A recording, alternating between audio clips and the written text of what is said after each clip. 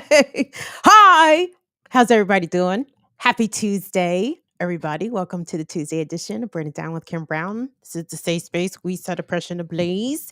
Ooh, and oppression is ablaze in Paris, y'all. They are burning it the fuck down. Ooh. Woo! We're going to get into those Paris protests. They are still in the streets, y'all. It's been many weeks. And the French are like, oh, no. Oh, Jesus, I can't even speak French. How do I say it? Nous ne sommes pas quittés. I don't know. I don't even know if I said that shit right. Anyway, very exciting news coming out of France as those May Day protests ratcheted things up just a tad. And the amount of worker solidarity we're seeing in France is goddamn impressive. We're going to take a look at that shit because that shit is exciting. That shit is exciting. Also, I haven't been able to find this anywhere else except from some trusted online sources. There were apparently some arrests over the weekend down in Georgia of some Stop Cop City protesters who were simply flyering up a neighborhood. And they got hit with some bogus bullshit, you guys. The fascists, oh Jesus. I mean, it is practically a global rise in fascism that we are seeing coming from the state. Pick a state, any state, US, Canada, UK, wherever the fuck, South Korea. Like it's going down all over the world. It's very important that we take note of some of these global struggles and try to connect the ways in which they apply to us here stateside, but also offer some critique of some of them Jones. Because I mean, I do have some critiques of the French protests, and I'll get into some of the reasons why. But some of my critiques, I will anyway. Fuck it, I hold them Jones. I hold it Jones. Let me say what's up to everybody. Hi, Tyler, my son. What's going on? What's up, Infinite Content? Peace, 40J Blaze. Friday France is in the house. Hey, real quick, let me big up to some of our supporters. First of all, to our wonderful mods, Courtney and Latif. You guys continued support of this platform and of me just means so much. Courtney, I was sitting on my ass earlier today and I said, I need to get moving and do my thing here. And Courtney must have been reading me telepathically. She very generously sent us some Cash App support. And darling, that was the hit of dopamine that I needed to get my ass in gear. So shout out to Courtney the Stallion. We love us some Court. Latif, thank you so much also for sending me the video, the White House Correspondents' Dinner. I watched most of it. Shout out to Roy Wood Jr.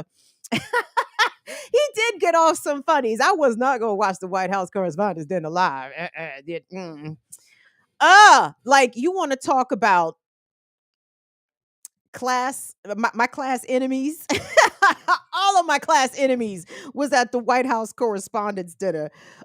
Anyway, and looking at the demographics of the White House Correspondents' Dinner should tell you everything that you need to know about the state of American media in the state of American newsrooms. Here's a hint. They aren't diverse. And in the ways that they are, quote unquote, diverse, it's a bunch of bootlicking ass motherfuckers up in there. The ones that ain't white. Anyway, I'm sorry that I zapped out. Let me get refocused. So anyway, thank you to Courtney. Thank you to Latif. Of course, Chuck Diesel. Honorable mention as always. Who else we got in here? No, Courtney, for real. That it meant so much. Thank you. Peace, Sweary Fairy. What's going on? I'm trying to shore up all my Jersey connections again because I'm contemplating making a Jersey run this summer to go see Incubus. Incubus, I know you guys get tired of me talking about Incubus. I'm sorry. I'm only going to talk about Incubus for 30 seconds. Just bear with me. Incubus is doing 2 shows in Jersey this summer. They're doing one at the Stone Pony in Asbury Park, and they're playing AC, Atlantic City. And I'm trying to figure via Amtrak what's the most easiest way, the path of least resistance to get to either of those locations. So I said all that to say, I think Square Ferry, you in Jersey, girl. I come to Jersey. I need my Jersey crew to stand up. We're gonna go headbang at the Incubus show. Ooh, ooh. This is actually this is a tank top from Incubus. Hold on. I'll show y'all. Oh, is it inside out? It might be. Hold on. My bad. Sometimes I put my clothes on inside out or the wrong way. So I need to check myself before I start showing y'all my shit. I think I do have it inside out. Or maybe I don't. I don't care. Anyway, ooh. Will, I'm sorry, I didn't ask you this beforehand. You got the new abortion fund, right? You don't have to pull it up right now. I just want to make sure that you have it for us to present later because it is May. Yeah, gotcha. Look at Wilbert, always on point. New abortion fund to announce a little bit later in the show. It is May. It is May. Le May or Le Voilà is May. And as you guys know, this platform we support an abortion fund every month. It's only $50, but hey, this 50 plus somebody else's 500 or somebody else's 10, somebody else's 5, it adds up and it goes to help people who are in deserving need of abortion care in places where abortions have been restricted. So I'll make that announcement in just a bit. Big is that Big Tail? Can I say Big Tail? Renee! What's up, Renee? I forgot to finish doing the shout outs. So, yes, Courtney. So, Courtney blessed us with the cash up. Thank you so much, Courtney. Shout out to Fomenting Dissent, a new patron on the same big up, patreon.com/BIDWKB if you want to support. Thank you, Swery Fur, for becoming a member of the channel. Oh, thank you so much to Jazzy Poo for who religiously leave a comment under the video. That's what the fuck I'm talking about, Jazzy Poo. That's what you call consistency. Thank you so much for that. And just a reminder, y'all, do all the shit, all the interactive shit, if you feel like it, on YouTube. So YouTube know that we not out here just out here, that we out here with people. So thumbs up on the video, like, subscribe, share, comment. I don't care if the comment just says comment. It's whatever. Truly, it's whatever. So thank you all so much. Big up, Holly. Thank you so much for being here. What's up, Wendy? Hey, there go Shirley. What's up, Shirley girl? What's up, Shirley girl? Yeah. All right. Well, let's get to what the fuck is up, y'all, because it is going down in Paris to the point that the American news even had to say something about the shit because we know for weeks now, months even, these protests in France have been getting the American media blackout. They is like, there's some shit going on in France, but we don't know what the fuck's going on over there. Y'all don't need to know about that shit. Chinese weather balloon. Look up in the sky, y'all. Don't look across the pond. don't you Americans get no goddamn ideas from these rambunctious French people. But the French is out here with the shits, and I am here for it. God damn, I meant to pull some B-roll, but it's cool. What we got to show is wonderful. So, you don't have to imagine what hundreds of thousands of people look like in the streets of Paris. It is, and it is not just in Paris, it is across the whole country. And the amount of solidarity we're not only seeing amongst the French people against these policies of austerity forced upon them by Macron, regarding the retirement age going up from 62 to 64. By the way, the retirement age in America, what's that, everybody? 67? Is that what you said? Oh, okay. Yes. I love that the French are out there tearing up shit because their government is trying to force them to work longer in order to earn retirement pensions. But because these folks seem to have a better understanding, grasp, dare I say, entitlement to a work-life balance. The French are like, we don't want to work for 45 fucking years. How about that? If you only live to be X amount, I mean, shit, 80 is a good age. That's good and old, right? You want to work me for 45? Let's be out your rabbit ass mind. Anyway, some of the other so hold on, so I'm going to talk about how some of the unions are coming together, not and I say coming together as if it's a new thing. No, the unions have been there from day particularly the sanitation workers, the electrical workers unions have been doing their part.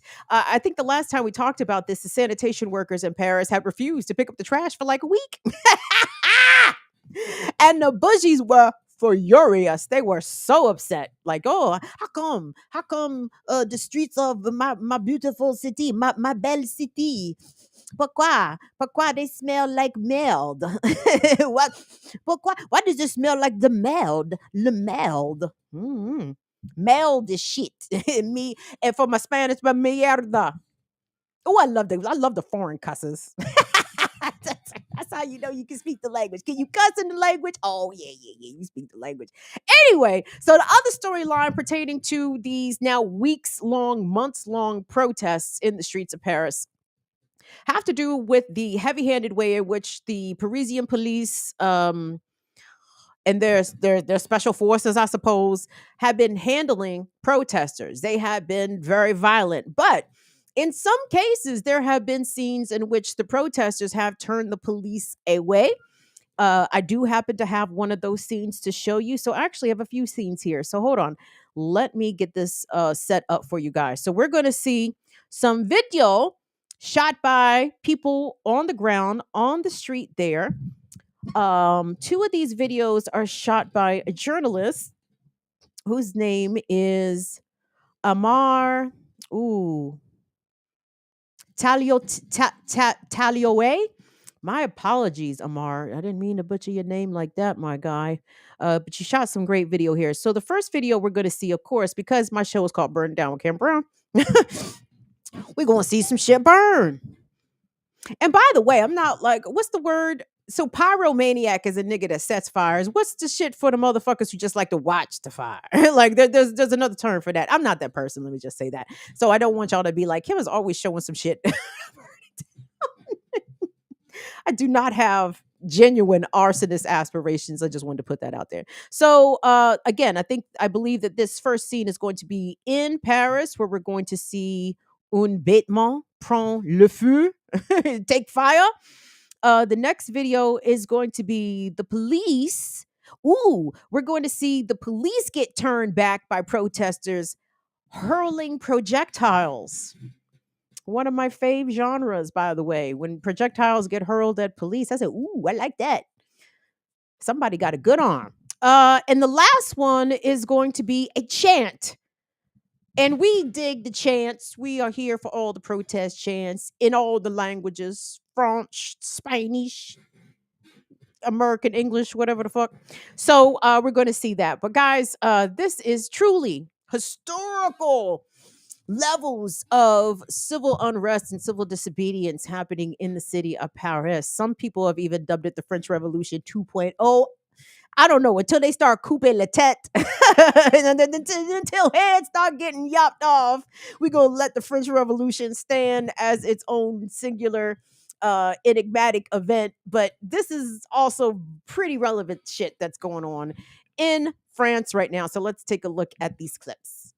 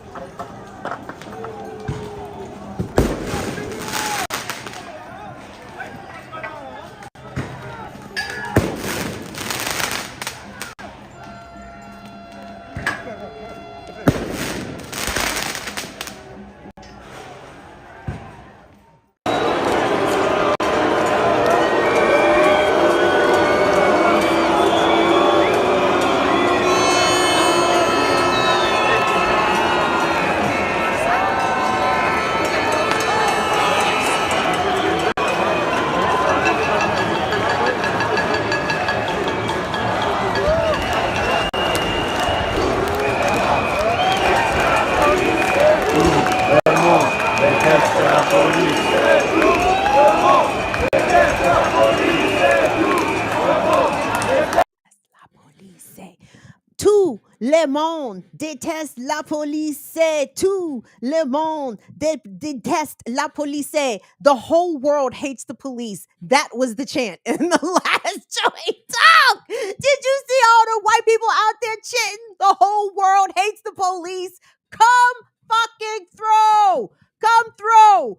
Burn the shit down, tear the shit up, throw the shit at police, tell the police to their face that the whole world hates them. Can we give it up for the people of the France, the non-racist, non-imperialist people of the France? Fuck the racists, fuck the imperialists, but everybody that's out there turning up, willing to turn up, good on you, baby. That is the kind of resistance that I am totally here for. Now, we know when we drill down on a lot of the protests, perhaps, and a lot of some of the organizing that is going on around these protests in France, I don't know how much Black people's issues are taking front and center.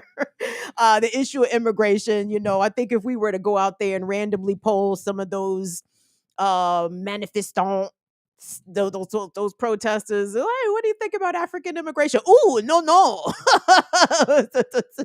Retournez les immigrants à l'Afrique maintenant, too sweet, right? They probably say that shit. Get the Africans out of here. But we just not go asking them questions today. We go to root for them, throwing the bottles and shit at the police on today. And those were from the May Day protest demonstrations, by the way, the video scenes that we just saw there. But they have guaranteed organizations, labor unions across France, organizers, they have guaranteed that starting on May Day, May the 1st, this is a week of action. It is on all week. And in fact, some organizations, in fact, this one labor union in France says a week. No, nigga, it's gonna be 100 days. Hold on, let me get myself back together. I got too excited looking at the video of them throwing all the shit at the police and the police running away. And then tout le monde déteste la police. Oh, nigga. What? Let's fucking go. That is the shit that I'm here for. I'm sorry. Let me get my shit together. Tout le monde déteste la police. Tout le monde déteste la police. But of course, hold on. Okay, this is where I wanted to go. Oh, no. Yeah. We'll pop up that Hollywood Reporter piece real quick. Talk about how some of the unions are standing in full support of these actions and how it is going to affect some of France's most elite bourgeoisie upcoming events, because in springtime, le printemps. What? See, what? I need to turn off my French, dog. Kim, you do not speak of the French all that great. Shut up. So in springtime, Paris in April in Paris, and all the shit. There's a lot of shit going on in France come the springtime, but maybe not as part of these actions. Here we go. This is from a Hollywood Reporter, and interestingly enough, it was not that much mainstream coverage about this per se. It was I know why the Hollywood reporter covered it, because it affects their industry. I saw Breitbart had a piece. I'm looking, and sometimes you guys, I know some of y'all have critiqued the sources that I gather news from as overly mainstream, and I do that for a reason. I don't discount independent outlets. You guys know that, but I go to places where I know the majority of the eyeballs are looking, and we need to critique that mainstream coverage of most things, add to it, and just be aware of it, because it's what most people look. And again, that's no shade nor disrespect to any smaller outlets. Hello, I am a smaller outlet. So does that. But anyway, Hollywood Reporter, it says French Energy Union threatens to cut the power to the Cannes Film Festival. And it's not just Cannes, it's going to be several upcoming events. So it says, as part of an ongoing protest over President Emmanuel Macron's hugely unpopular pension reforms, the Fédération Nationale des Mines et de l'Énergie in France has said that it plans to pull the plug on several major events set to take place in France over the next month. Quote, in May, do what you please. The Cannes Festival, the Monaco Grand Prix, Roland Garros, which is the French Open, The L'Avignon Festival could end up in the dark. The union posted on social media in an announcement titled 100 Days of Anger, 100 Days to Win. Let's fucking go. that that is the l'energie I am here for. What else did they say? It says several unions have pledged to keep fighting the pension reforms, which would raise the retirement age in France to increase it by 2 years up to age 64 by the year 2030, and the period that workers need to make Social Security contribution is set to increase from 42 years to 43 years by the year 2027 in order to draw a full state pension.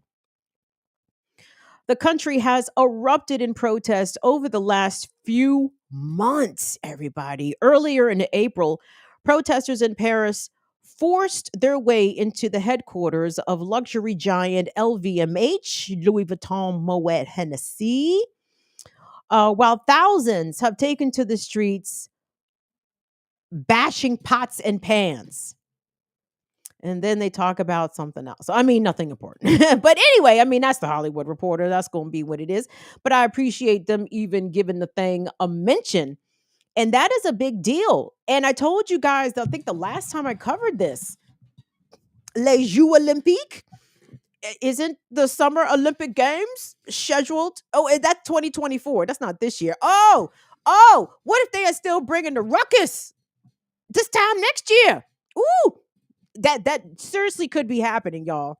These people are in a sustained fight, and I appreciate again the workers, the union members pledging to do harm in the ways that they are able to the French elite, to the bourgeoisie. Like, you're not getting your French Open, nigga. you're not getting your Monaco F1 Formula Grand Prix race. You're not getting that Cannes Film Festival. They told them to bring out, said, y'all better have some torches.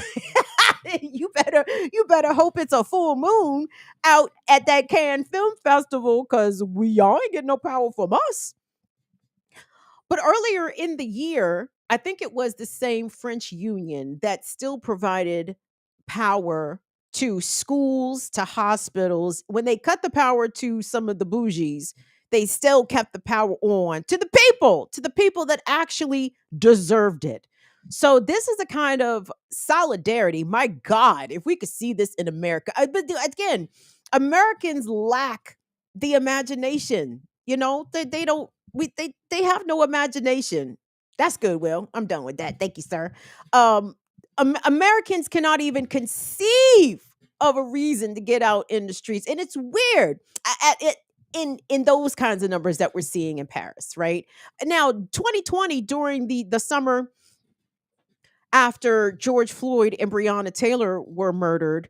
I mean, we kind of got close. Like, I was not kind of impressed. I was extremely impressed with even some of the places that people turned out by the thousands. Smaller cities, not the urban centers or the hubs on the coastal or whatever. It was little places showing up by the thousands to turn out for George Floyd and Breonna Taylor. But again, I think Americans, we don't have that same spirit of defeating the government in the way that the French have. Like, that French Revolution shit, like, that's in them. You know what I'm saying? Like, that's kind of coded in them, I guess.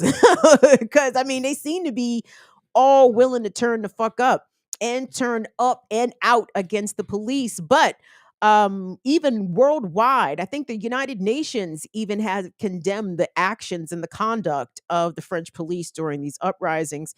And it was this Twitter account that I found. It was Observatoire des Street Medics. And again, I can't verify how official this account is. I mean, it looks official, but anyway, they did give a little bit of preliminary injury numbers after the May 1st protest, which of course happened this weekend, all in French here. But it says basically, after the protest of the 1st of May, the observation of the street medics, the observatory, said that they counted 200 people injured, 30 people injured severely, who had to be evacuated, and 2,000 decontaminations de gas. And it's wild, y'all.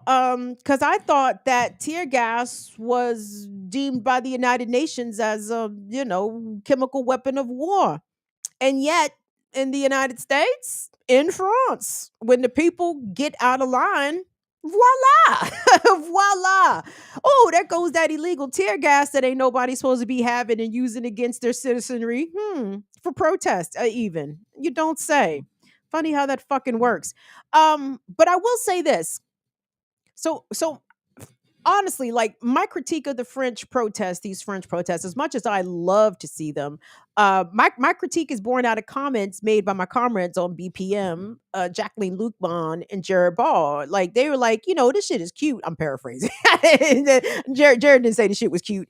Paraphrasing here, but they, Jackie and Jared was like, yeah, that shit is cute, but how it's very nationalistic. It stays in France, like French workers and organizers don't do this. They don't try to build globally with the working people. Like I feel as though that energy and that momentum that the French are given to their government right now, man, if they was to be reaching out across the pond, across the Mediterranean, wherever, it could galvanize other worker-led movements and protests, maybe in the same, I don't know, in the same ways. It'd be awesome if it could be done in the same ways, but you understand what I'm saying? Like they could help to what's happening in Paris could be the kindling to what could erupt in a global flame of protest and uprising on behalf of working and poor folks, right? So that's my critique. Again, born out of sitting at the knee of my BPM comrades. Like it stays in France. They're only concerned about the French. And I get that. I don't agree with it. It'd be awesome if it was, globally organized and had the opportunity to spread other places. That would be dope. Right. Exactly. Everybody in the chat. Y'all got it. What was the other thing? Oh yeah, the police. Now, make no mistake. The police in France be killing black people. They be killing black and brown people. Like there's make no question about it. The same way that police kill black people here in America, kill black people in the UK, black people get killed in France same way. Um, and I wonder how offended mainstream French people, not our African brothers and sisters, but mainstream French people, how offended they were, if at all, by police brutality and police violence against African people, African and brown people. But here we are seeing the police be indiscriminate in their violence, beating the shit out of white people, gassing the shit out of white kids. And now the white people is like, we hate y'all. It is like, you should have been hating them. If you didn't hate them the whole time when they was brutalizing and killing Africans and Muslims, you wait until now the state has turned its whole full force on you. And that is something I wish that moderate whites, liberal whites, fuck, even conservative whites here in the United States would pay big attention to. I don't want to hear that shit. The police are doing their job. The police got a tough job, and the police and the police and the police. Like America can't help but to be police centered. But just as it is in France, should it serve them, the police will come for your white ass. Okay, as if you were not an elite, if you were not an oligarch, if you were not a 1%er, 5%er, 10%er, if the police will come beat the shit out of you, should you get in them streets and think that you are entitled to some shit that the elites have decided that you are not entitled to. I thought that was very telling. I said, look at all them white folks screaming, fuck the police in French. Screaming, fuck the police in French. Oh, man. Tout le monde déteste la police. There is that. But speaking of America, the mainstream coverage, what little there has been. Of course, you guys know. I don't know why I like to pick on NBC News so much. I think because I have low expectations of Fox, low to none expectations of Fox. ABC and CBS, I've always kind of been indifferent to. I grew up watching NBC News in my house, and that's why I think I still watch it to this day. I was a big fan of Tim Russell on Meet the Press. I was very sad when Tim Russell died. I said, "Oh, that's it. That's it. And won't no more journalism be done at NBC News. Won't no more difficult questions be asked of any politician over there at NBC News." So anyway, so I watched Lester Holt again with a critical eye and ear, as always. Come on now, I don't fangirl these journalists out here, except when they do a good job. But these bammers don't be doing a good job. So anyway, they had their international correspondent out in Paris, Richard Engel.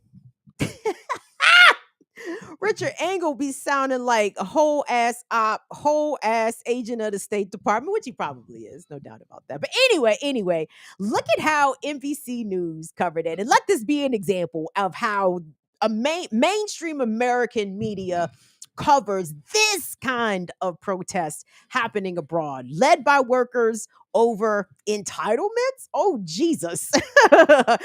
how would the media report this? Well, let's take a look. Hundreds of thousands today took to the streets across France to protest against working more. They're trying to force President Emmanuel Macron to reverse a new, deeply unpopular law, raising the retirement age from 62 to 64. A change made without a vote in Parliament and approved by the highest court here. More than 100 policemen were injured, 20 hospitalized in Paris alone. So the police have been charging through here, and the protesters have been pushing them back, kicking them, throwing stones at them. And now there's too much tear gas here. Most of the protesters were far from retirement age. Some critics say that people in France are being unrealistic, that you need to work more, and that they're lazy, frankly. Yeah. What do you say to that? We don't want to be like the American people, like 80 years old, have to work, and this is not a life. This is not a life. The government argues demographics are killing early retirement. People are living longer and have fewer children to keep the system going. The demonstrators don't buy it and say they'll keep fighting for a work-life balance that's slipping away. Woo-wee! I mean, could you hear? Richard Engel basically scoffed at those people. Like, aren't you guys just being lazy? I mean, everybody has to work. Aren't y'all just being lazy? And there were some protesters out there clearly not ready for retirement age. So what? They not supposed to give a fuck about what their future is going to look like? I mean, just the condescending tone coming from American media towards this worker-led protest that it has not achieved all of its means, but god damn, you can't say they not fucking serious out there in France. They are about that fucking action. An American reporter don't know how to handle that shit. Just scoff. But shout out to the Parisian, the French brother, who was like, we don't want to be like Americans. You don't know? You don't know that Americans work until they're 80? Oh, we don't. That's not what we want for ourselves. We want a work-life balance. Sounds reasonable, does it not?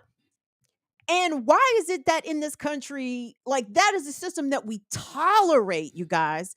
You can judge any sort of entity, any sort of governing body, federal government, your city council, your town, your city, where they put their money, where they prioritize their budget is where their morals lie. And in this country, we do not prioritize taking care of the most vulnerable, the disabled, children, women, and the elderly, most importantly. And I was appreciative that French brother was able to articulate that very plainly to Richard Engel there. And what did Richard Engel have to say about the shit? Not a motherfucking thing. So as an example, cue up that News 12 piece for me, Will, because it clicked in my head.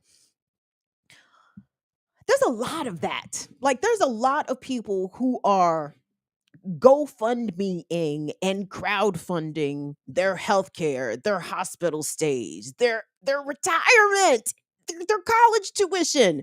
We live in an insane world. Like, the dystopia is right here, right now. We are in the upside down. where anyway, hold on. Thank you so much for your super chat support. Arlene, thank you, baby. 20 whole bones. Thank you so much, Arlene. Arlene says, I love what the French are doing. Yup. The problem in the United States is long protests here. Oh, that's right. Means losing your job. That is correct. And healthcare. Yeah, because we live in a slavery-based system. I mean, I say, slavery to sort of to exaggerate the point. But when your healthcare and your access to healthcare is tied to whether or not you are employed or employable, it really means that you don't have no healthcare because your job could dismiss you at any point in time. And then where does that leave you? And, I'm not a fan of Obama. And Obamacare certainly has its drawbacks. But not being able to kick people off of insurance for pre existing conditions was a positive thing. Although I think premiums for people with pre existing conditions became pretty much untenable. So it was sort of a wash, I guess, in that respect. Regardless, I want us to look at this story because for that the French protester to astutely point out that Americans usually work far beyond retirement age and not always because they're bored or they need something to do. No, there are many elderly Americans who get up and go out to a low wage or hourly wage job out of necessity because this country does not provide for them in their golden years, their alleged golden years. So I want you guys to take a look at this story. I can't even recall from how recent or long ago this story was or was not, but it kind of doesn't matter because chances are you've seen some variation of this story, likely locally where you live. So let's take a look at how American media reinforces this abdication of care deserving towards our vulnerable populations and instead turns it around into, oh, look at how much the community cares that this singular old person finally at their very old age, advanced age, gets to sit down and not work, as if that is something to be proud of for this country. Let's take a look at this piece. To underestimate the kindness of a stranger. What started as a grocery shopping trip to a Walmart in Apache Junction has led to a life-changing moment for an elderly woman who was working there as a greeter. Definitely the best story of the day. Team 12's Bianca Bono brings us the heartwarming story that'll leave you wanting to pay it forward.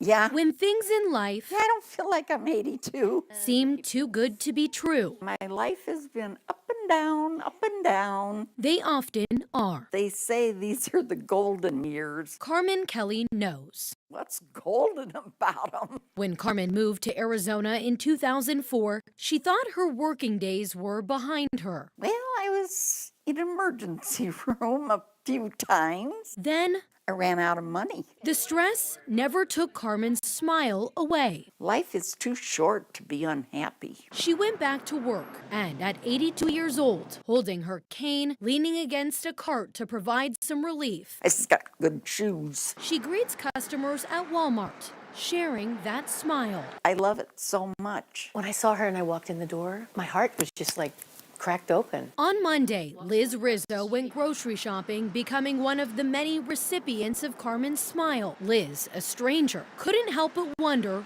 why she was working. And the seniors in our world need to be taken care of because they took care of us. She didn't know it at the time. Carmen had $50 in her bank account. That'll get me through till next week. Liz shared Carmen's story on TikTok What's your name? and set up a GoFundMe page with a $10,000 goal. Too good to be true, she thought, but might as well try. How long was that video? About a minute and a half, 90 seconds. 90 seconds is all it took. My life is going to change so much. Life-changing, times 10. It is a miracle. It is a miracle. $108,000 and counting for Carmen. I can't ever thank you enough. Too good to be true? This will be the golden years for me. Not this time. Yeah. Just two incredible people. So what's next for Carmen? Well, she says she loves her job at Walmart so much, so she does not plan on quitting, but she may cut back on her hours.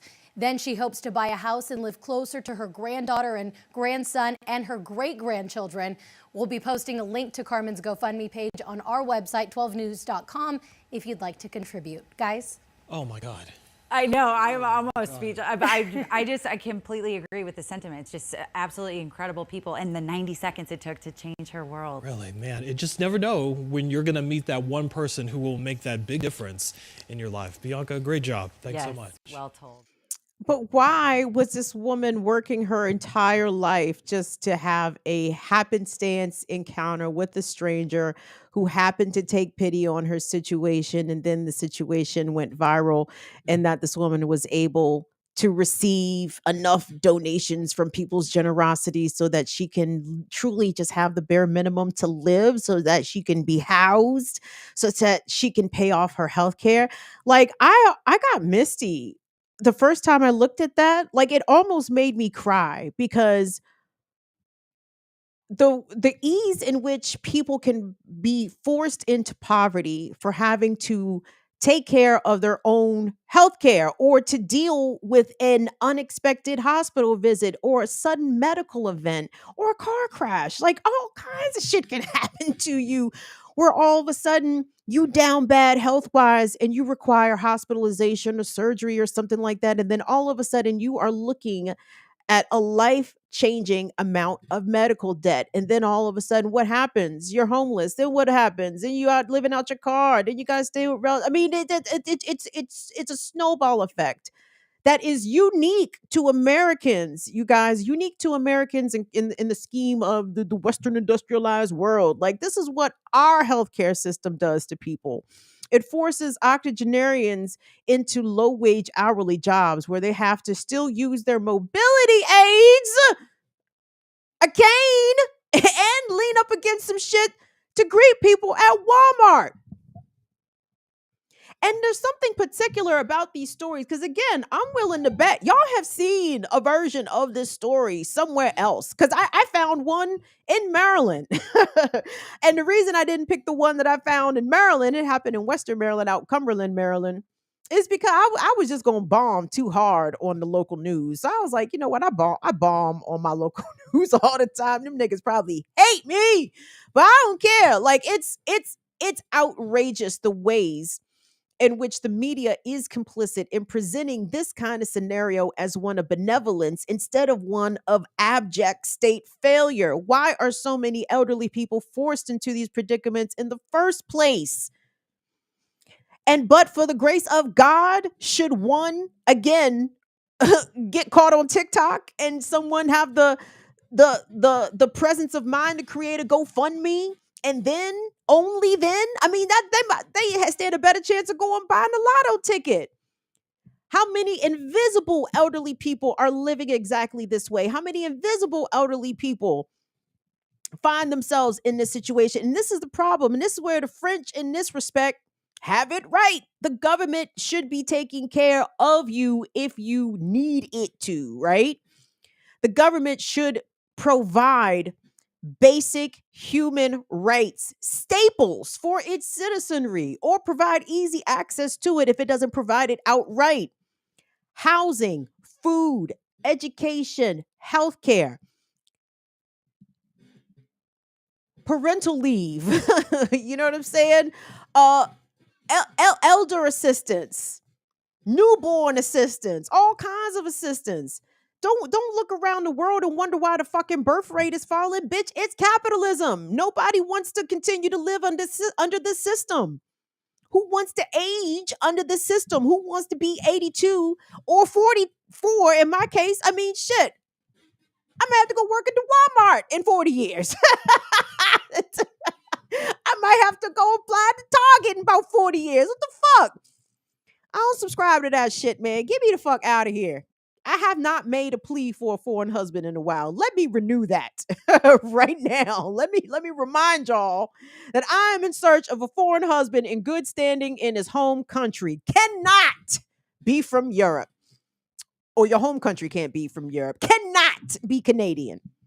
or your home country be from Canada. I'm not interested in Europe or Canada. It's got to be Caribbean,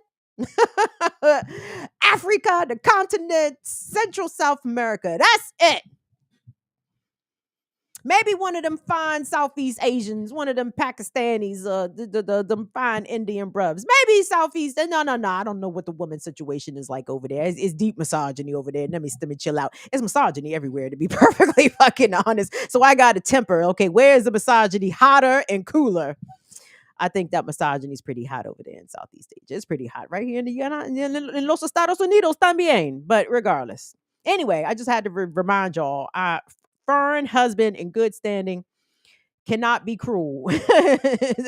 preferably in a comfortable situation, but not a bougie. That's probably asking too much. That's why I can't get no fucking husband. Anyway, and I say get as though I'm looking. Let me rephrase that. Get. I can't get me no. Jesus. Imagine that. All right, where am I going? Let me take a little break here real quick. I think I covered everything in this first one. Yeah, I did. Okay. Thank you all so much for being here. I appreciate to see y'all beautiful smiling faces. Your beautiful smiling screen names in my chat room. Thank you all so much for being here. Please, if you haven't subscribed to the channel, please take a moment to do so. And subscribe to our other youngins as well. Big up to our good friends, Police Accountability Report, the effervescent and forever lovely Telegram, and the true meaning of an ally/comrade, Stephen Janice. Big up to Police Accountability Report. I need y'all to go to the Police Accountability Report YouTube channel and subscribe to that shit, please and thank you. I mean, it's not shit, but I call everything shit. Subscribe to the BPM shit too. Subscribe to the Status Quo shit. Who else? Subscribe to Kalechi shit. Subscribe to all my folks them shit. Shout out to the Bank Sisters. Big up to Revolutionary Blackout Network. We shout out to our allies and our comrades out here. What up, James? I was thinking about Chicago the other day. I said Chicago. Oh, I love Chicago. Oh, because Incubus is playing Chicago too. I know. I lied. Okay, last thing about Incubus. Incubus is playing Chicago around my birthday, James. Where the fuck is Northerly Island? That's where they're playing. I'm like, well, Northerly Island. I don't know nothing about that. I need to do my damn Googles, and I will. So anyway, big up to James. Them. Shout out to our whole Midwest fam. My Chicago, my Missouri, my Indiana, my Ohio ends, my Oklahoma ends. What up? Love to see y'all in here. Jeanette! Hey, Jeanette! And big up to our PNW contingent. Shout out to everybody. Our Washington State homies. Shout out to Schultze. Shout out to the Hearts. Anna and Mama Lorraine. Big up to Franny France. Big up to Black Magic. Who else is out? Somebody else is out. Jeanette, is that you? Is it you? I can't remember where you are, baby girl. Hey, Vesper. Hey. Oh, anyway, this is what I spent 5 minutes of my show doing shout outs. So anyway, my deepest apologies if this is your first time joining. This is a family over here. We a community. This is the Fire Fan. We big up each other. What's up, aggressive progressive? I just like to recognize that I see my folks in here, and I appreciate seeing y'all in here. For real.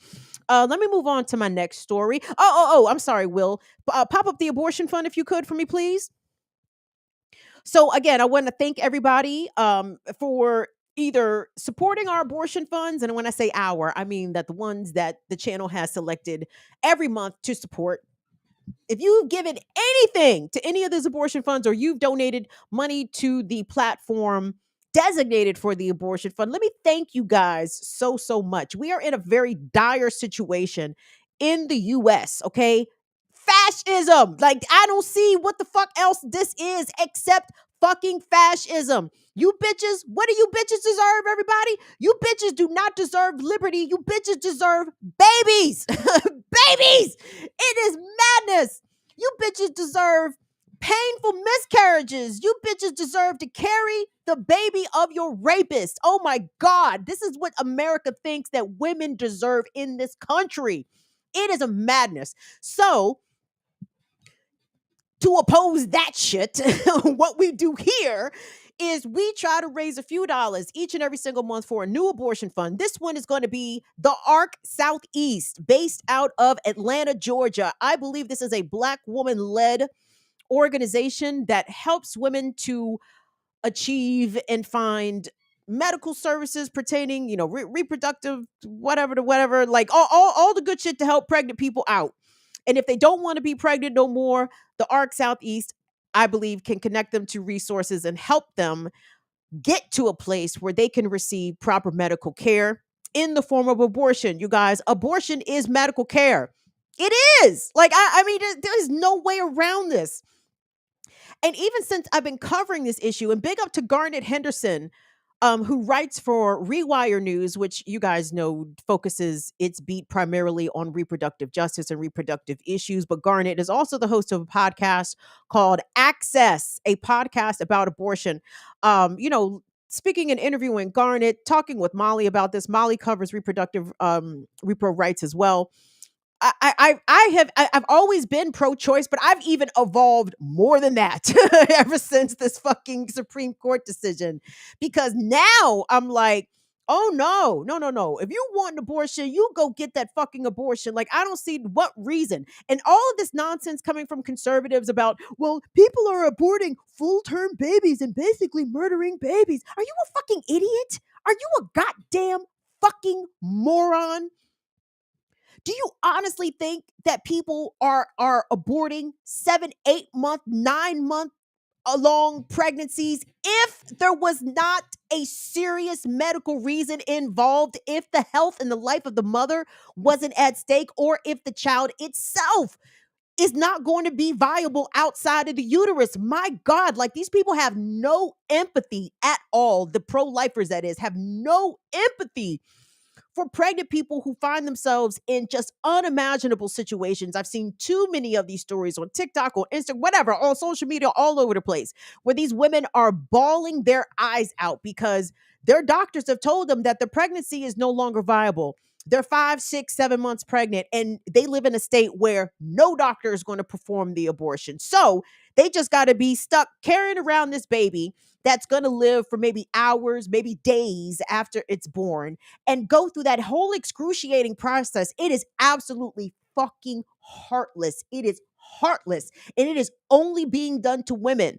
And men can argue and say, there are fathers involved who also are experiencing that emotional pain. And I don't discount that. I believe that is the case, but I don't believe it's the case for everybody. And a lot of times, women who are experiencing a medical need for an abortion, or even an emotional need for an abortion, there's a lot of chicks that got to deal with that shit by themselves, dolo. So this is an attack on women. This is fascism specifically against women. And I need everybody to act like their hair is on fucking fire behind this shit, especially if you live in a state where the abortion shit is higgy haggy. Like Kalechi say, if the shit is higgy, get involved, pay attention, spread the word. Most importantly, make your community aware that these abortion restrictions are in place. You guys remember that story that we did here some months ago?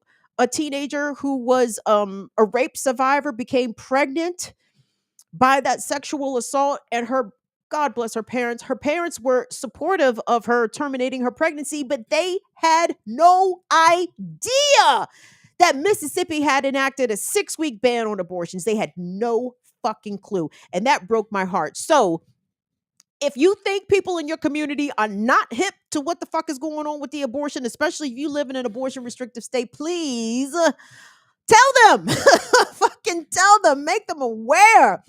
It's just crazy. What's up, Silberg? Good to see you in here, man. It's just fucking crazy. So anyway, we are supporting the ARC Southeast this month. We support these abortion funds, $50 monthly. If you guys want to support the abortion fund and send the money through the channel, you can do that. Just designate in your note or wherever that, Kim, this is for the abortion fund. Cool. You know what I'm saying? We'll add it to the pot. Or if you would prefer to donate directly to the ARC Southeast, you can do that in the chat box at the top of the chat.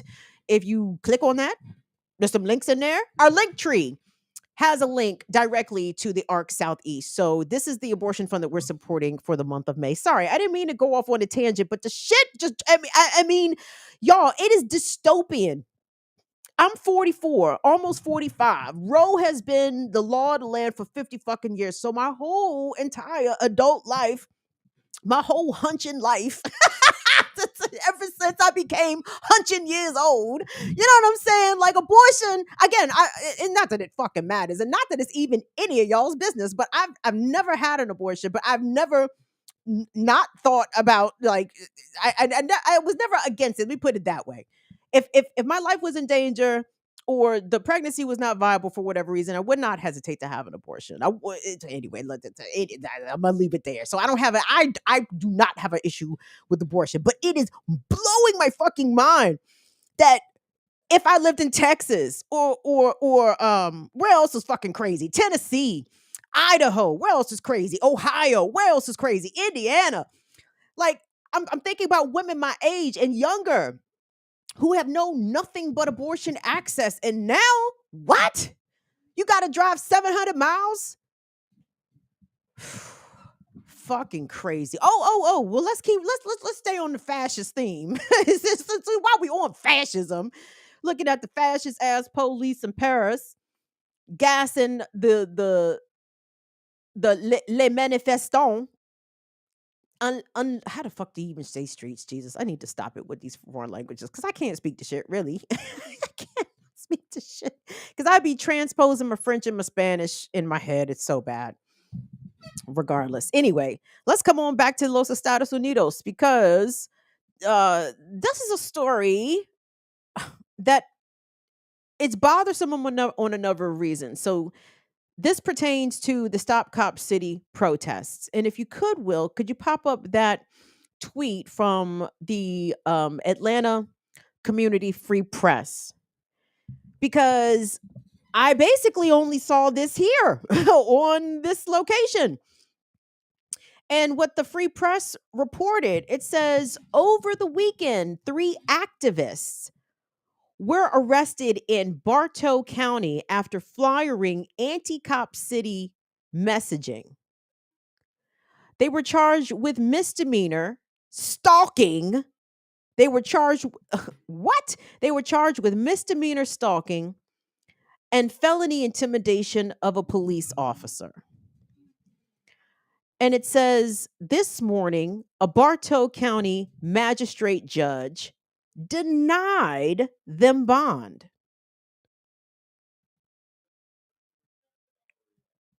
I was really stuck with that. And then I started to tried to search. I was really looking for any other corroborating reporting about these arrests, and I wasn't able to find any. Now, let me say this very clearly. We've been covering Cop City or Stop Cop City, the protest, the movement, for over a year now. The media in Atlanta, the mainstream media outlets in Atlanta, all of the local TV stations and the Atlanta Journal-Constitution are cop stenographers, and I do not find them to be trusted or valid sources. I do, however, find the Atlanta Community Free Press to be a trusted source. And as long as I have been following their reporting, to my knowledge, they have not reported anything that I know has been inaccurate. So I'm inclined to believe this. And I want you guys to fucking think about this shit. Like, I definitely need more details. I just need to know what happened. Like, I'm not doubting the Atlanta Community Free Press recounting of the events because basically they just laid out the facts. They said that these protesters, or rather, not even protesters, these Bammers wasn't even protesting. They was activists. They was just out in the community activated and shit. They was activating the community with these flyers, letting the people know, giving out some political education materials regarding Stop Cop City. Who called the police? Would love to know. Maybe nobody called the police. Maybe the police was stalking these activists. And what, pray tell, do the police consider misdemeanor stalking on the part of these activists and felony intimidation of a police officer? I mean, first of all, we know that motherfucking police lie. Like if the niggas is breathing, they is definitely lying. If they lips is moving, they are absolutely lying. This to me sounds all like protected First Amendment activities. Where is the law being broken in passing out flyers? So my guess is that these bogus charges, misdemeanor stalking and felony intimidation of a police officer, I hope they will be dropped because they sound pretty baseless. But let us just be clear, the entire institution, you can take that down, Will. The entire institution in Atlanta, the entire apparatus that is supporting and enabling the funding and the construction of this cop city, this Atlanta public safety training, blah, blah, blah, whatever the fuck, whatever cutie patootie name they want to put on it. The whole state is in on it. You know what I'm saying? Everybody, Bartow County, DeKalb County, City of Atlanta, everybody's fucking in on it. All the people that are in power, all the apparatuses, certainly law enforcement is invested in it. If not Bartow County, of course, Bartow County police or sheriff's deputies, I'm certain would train at Cop City. And even if they fucking didn't, they have vendettas and grudges, I would imagine, against these Stop Cop City protesters because they, like us, are anti-police. So these people are being targeted for their political speech. I'm sorry, the fascism, what? The bash the fash. This is all fascism. Shit drive me fucking crazy. So anyway, but and so the fact that these people have been denied bond is also atrocious. And I again encourage everybody to, if you're able, support or at minimum retweet, share, disseminate the information surrounding the Atlanta Solidarity Fund. They are there to help specifically the Atlanta Forest Defenders and people who are associated with the Stop Cop City movement to bond out of jail. They are an excellent resource for keeping tabs on the way that our comrades are being treated when they're being held in these cages. Over 40 people, you guys, have been charged with these domestic violence. I keep saying domestic violence, Jesus. Domestic terrorism charges surrounding the protests to stop Cop City and to defend the Atlanta Forest. Domestic terrorism. The fucking police chief got on TV and said, when niggas break glass, that's domestic terrorism. I said, what? It's a nigga, what? What the meth are you smoking, chief? Breaking the glass is domestic terrorism. I thought that shit was vandalism. I thought it was destruction of property. I thought it was a couple of laws that we already had names for, but it's domestic terrorism, huh? Breaking a property. Got it. So, but it seems as though the coalition to help stop Cop City in Atlanta and outside of Atlanta continues to grow. Last week, there was some actions held. Emory University, Georgia Tech, Vesper's in here. Vesper might have seen the shit. I don't know if the AUC schools were involved, the HBCUs, Spelman, Morehouse, Clark Atlanta, and Mo Brown. But I did see the shit from Emory. And let's take a look, if we could, at one of the activists from the Emory University group of students. By the way, they have made a list of demands of Emory because I believe Emory, along with all those colleges, if I'm not mistaken, Tech, Spelman, Morehouse, they all have some sort of financial ties to the Atlanta Police Foundation. Like, why? What? But, well, let's take a look. Let's go to Emory real quick. So let's take a look at the action. And I believe this young person is going to give us a list of the demands that the Emory students are demanding rather, of the Emory University administration when it comes to their involvement with the construction of Cop City. Let's take a look. Hi, I'm here at Emory University, where Emory students are occupying the quad to tell our university to be transparent with its funding for Cop City, to step down for Greg Fenves, the president, to step down from the Atlantic Committee for Progress, for the surgeon, Dr. Murphy, to step down from the Atlanta Police Foundation, and for Emory University to condemn Cop City. We are staying the night on the quad to disrupt the status quo and normal life on campus and to build community. And we're calling on everyone across the country, in Atlanta, students, faculty, community members, to stand behind us and mobilize against Cop City. Do what you can where you are. Call to your local representatives and the corporations that are funding Cop City in your areas, and stand behind us and demand that we have a right to protest and that Cop City will never be built. Wonderful. Will, if you could put up that link from Emory, please, because what the students' action there last week on Emory's campus inspired the professors. Everybody inspired some members of their faculty because it was published in the Emory Wheel, which I believe this is the campus paper. Over 150 Emory University faculty call on Emory University and Emory Healthcare to denounce Cop City, to support the right of all students to protest, and to act on demands 1 and 2 before it's too late. This was came from, who tweeted this? Oh shit, wait, my bad. Skirt. So that is a very wonderful thing. Here we go.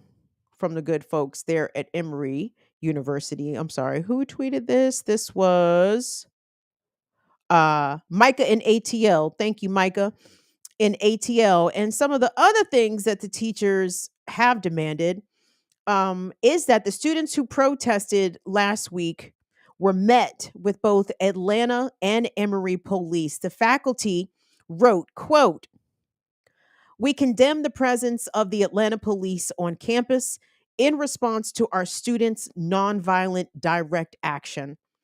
We cannot remain silent in light of this continuation of this systemic racial and environmental injustice on public land in our city, Atlanta."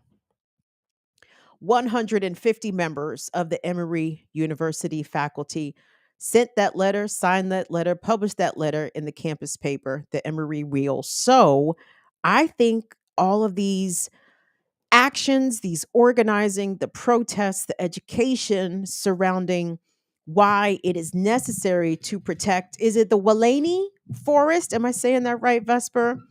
The forest, where the trees is. It's gaining momentum. And I'm glad to see that more people from the so-called establishment, I mean, I guess I consider college professors a version of the establishment. They work at institutions, right?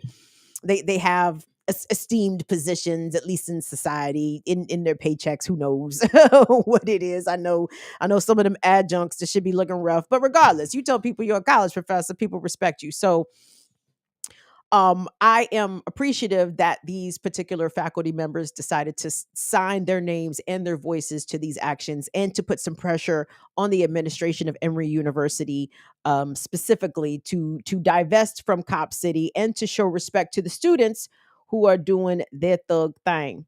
The next video I want to show, let me credit it. Oh, actually, so that last video, I think that was the Atlanta Community Free Press as well. So shout out to the Atlanta Community Free Press. You guys are really doing outstanding reporting. And truly, the Atlanta Community Free Press, you guys are an island, an island of accuracy out of the Atlanta media landscape, because it is a stark a stark contrast to what's actually happening versus to what the 11 Alive News or whoever the fuck in Atlanta, the Atlanta Journal-Constitution, it's a stark contrast to what they report versus what is actually happening when it comes to everything surrounding the Stop Cop City movement.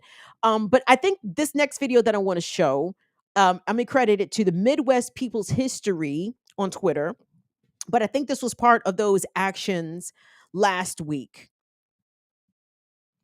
Who is President Favres? Maybe I shouldn't be asking y'all. Maybe I should have known that before. No, President Favres, that's from Emory. Okay. You know what? Just run the video, Will, because again, I love to see the youth them out in the streets as Kalechi would say, louden up the thing, loud it up in the streets. And I love to see protest actions. Let's take a look at that video clip, please, Will. This is while trees are being clear cut. Imagine what would happen once construction began at Cop City. Air quality is horrible.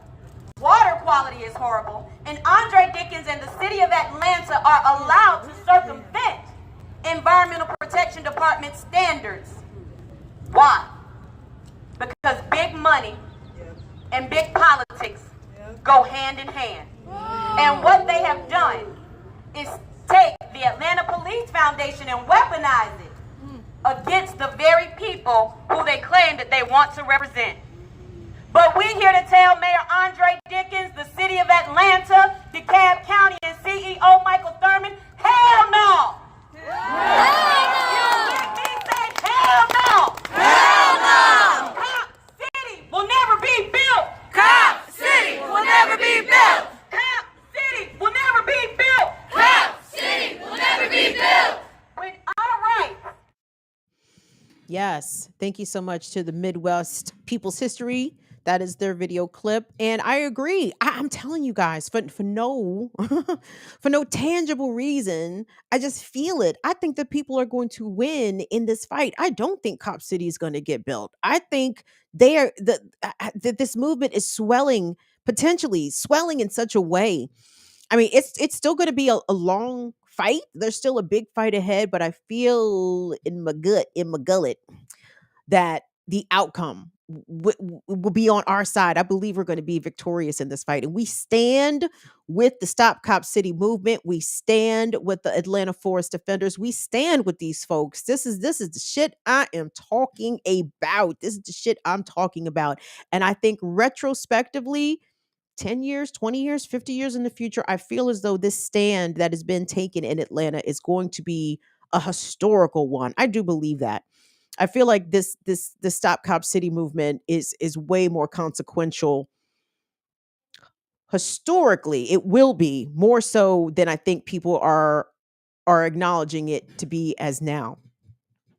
I mean, Tortuguita, we should be a martyr. You know what I mean? Like, this young person was murdered. They were assassinated. This was a targeted political assassination on an unarmed protester. You guys know, especially y'all of a certain age, remember those pictures? What was it, 1990? When did the Tiananmen Square incident happen in China? And I remember being smallish, 10, 11, 12, somewhere in there.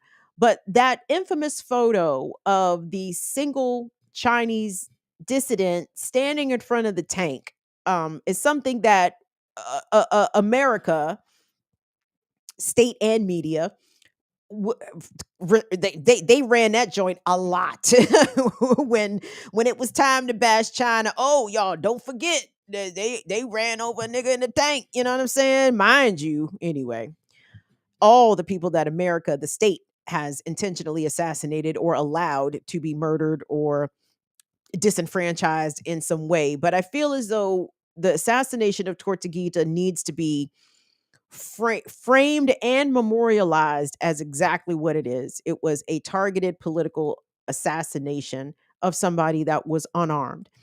And with the autopsy and the medical examiner's report indicating that he had been shot 57 times and he himself had no gunshot residue on his hands, is still a very serious situation that also needs to be lauded up a lot more. And I think people need to be seriously angry about what happened to Tortuguita. But it underscores the depths that these people are willing to go to in order to get their Cop City built. They don't give a fuck. They will shoot unarmed people. They don't give a fucking shit. Yes, they will charge you with domestic terrorism because you smashed a window.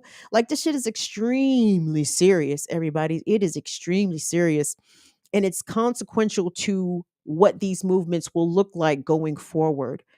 If people out in the streets protesting against a police murder, are they going to be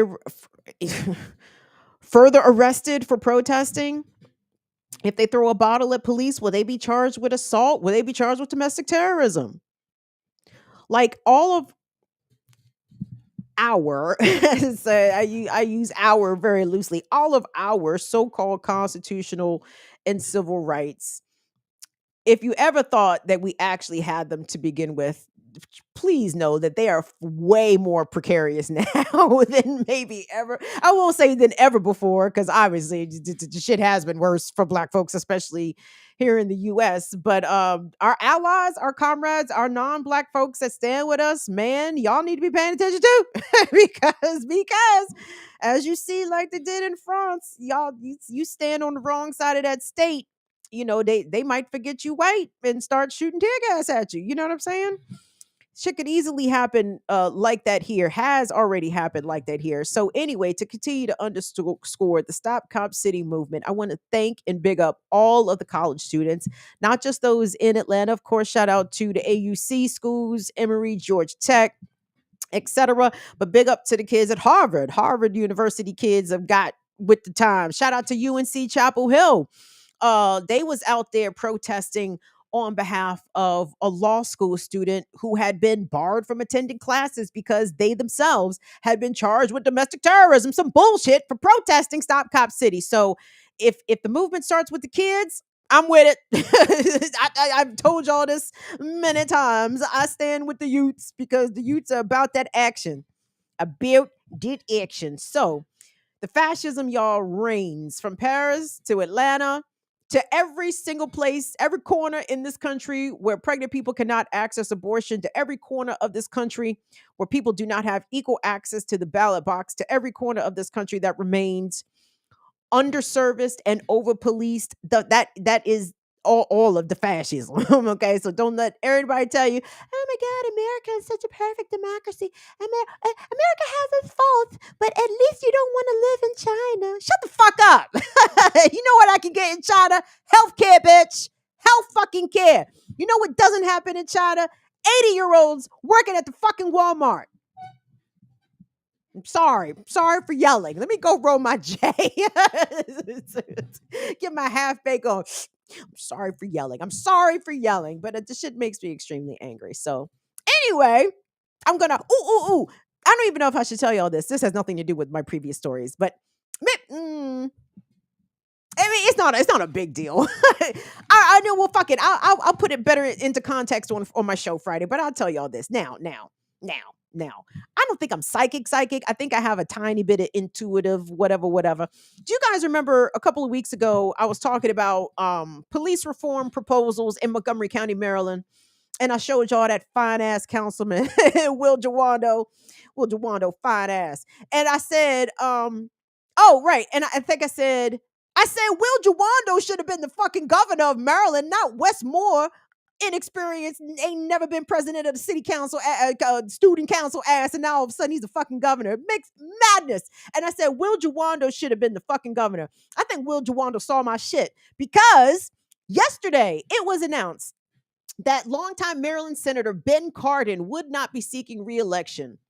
And the next day, today, Will Jawando said he's running for the Senate. I said, somebody got a battery in their pack.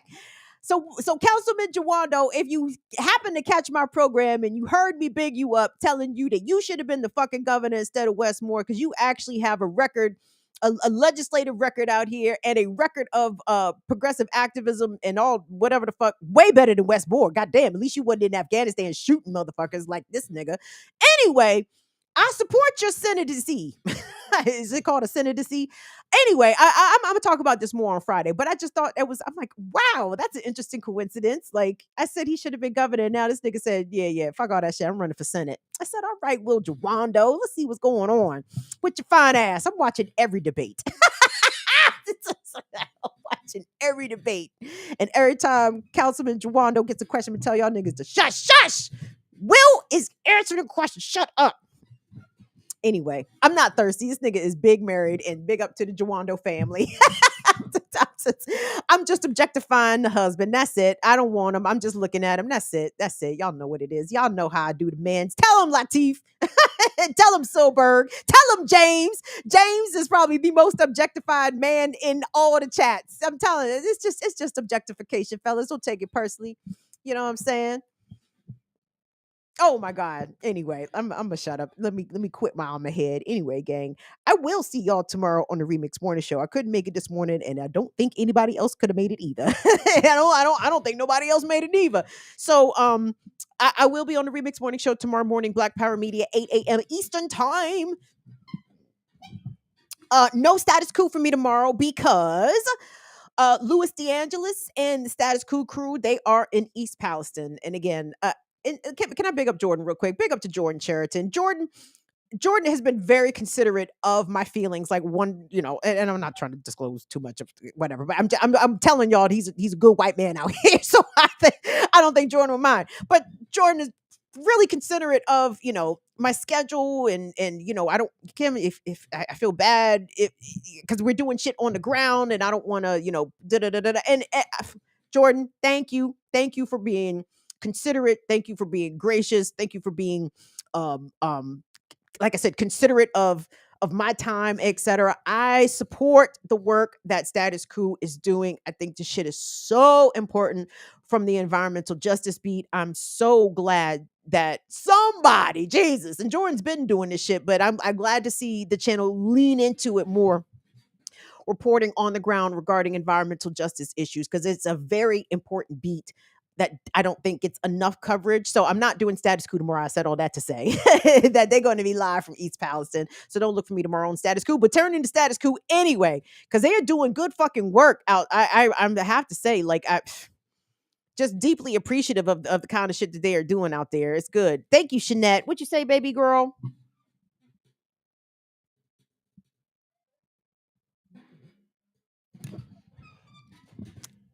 Thank you, Shanette. I appreciate you, sweetie.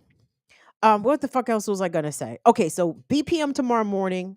Yeah, and that's plenty. All right, we'll see y'all back here Friday. Yeah.